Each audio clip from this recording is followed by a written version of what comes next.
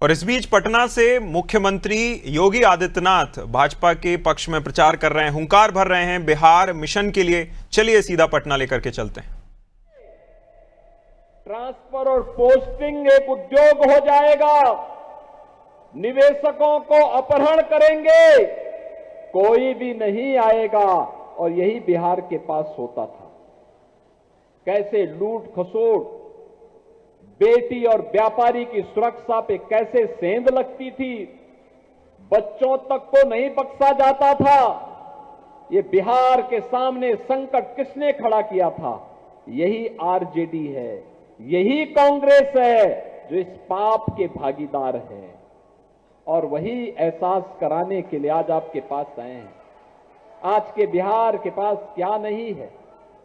आज तो फिर बिहार अपने स्वर्णिम युग की ओर अग्रसर हुआ है।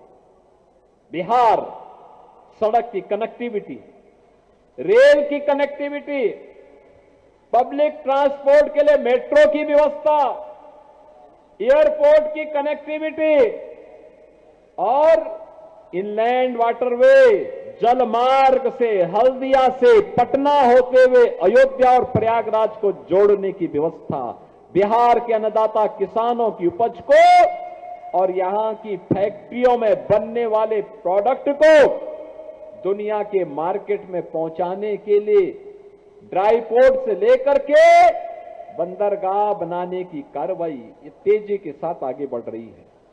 आज बिहार एनआईटी है, आईएम है, एम्स है, मेडिकल कॉलेजेस की श्रृंखला है, इंजीनियरिंग कॉलेजेस की श्रृंखला है। यहां पर आज स्मार्ट सिटी के दर्शन हो रहे हैं। यही सिटी डेवलप हो रही है। बिहार अब सेमीकंडक्टर के एक नए हब के रूप में अपने आप को स्थापित कर रहा है।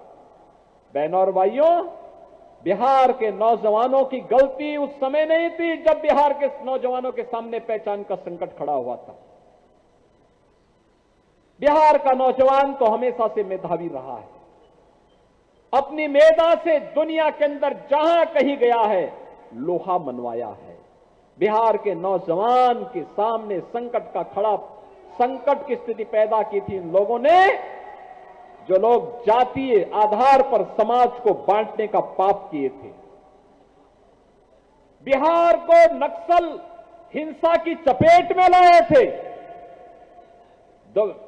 2005 में बिहार ने गड़ाई ली, फिर से बिहार खड़ा हुआ और आज बिहार विरासत और विकास के जिस अभियान के साथ आगे बढ़ा है, कल्याणकारी योजनाओं के साथ आगे बढ़ा है, ये नया बिहार है। ये बिहार, जिस बिहार पर आज भारत भी गौरव की अनुभूति करता है। बहनों और भाइयों, याद करिए, हम लोग आए थे पिछले चुनाव के समय और तब हमने कहा था कि अब आपको नारा लगाने की आवश्यकता नहीं पड़ेगी, आपके नारे हम यूपी में हकीकत में बदल डालेंगे।